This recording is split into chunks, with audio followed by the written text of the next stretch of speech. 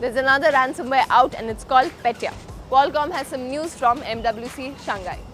InFocus Turbo 5 is out in India.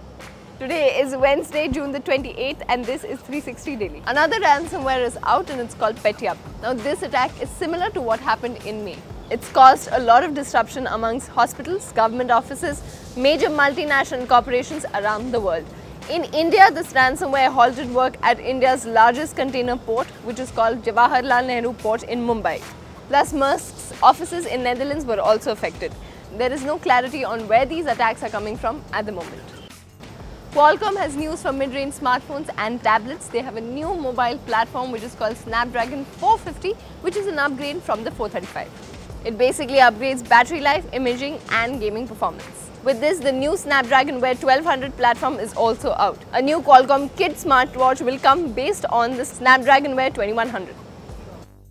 Qualcomm has also announced a new generation of fingerprint sensors that work directly through phone's display.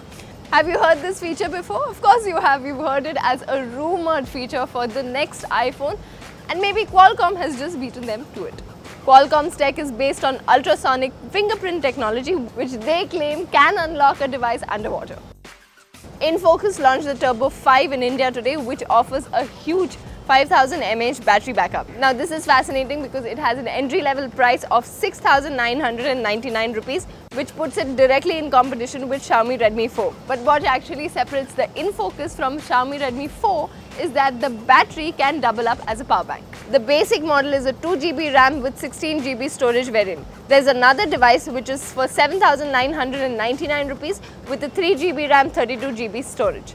Now the phone will be exclusively available on Amazon India from 4th of July. Amazon Prime Video is now extending their introductory price offer to compete with Netflix globally. The price was $2.99 per month, and this was supposed to last for the first 6 months. Now Amazon Prime Video and Netflix are competing for the same audiences, and Amazon Prime Video is using the money cart to lure customers. This pricing is for regions that don't have a Prime subscription already. In other regions like India, US, Amazon Prime subscribers will get the Prime Video service bundled in. That's all on this edition of 360 Daily. I'm Devika Chitnis for Gadgets 360, and for all things tech, don't forget to log on to gadgets360.com.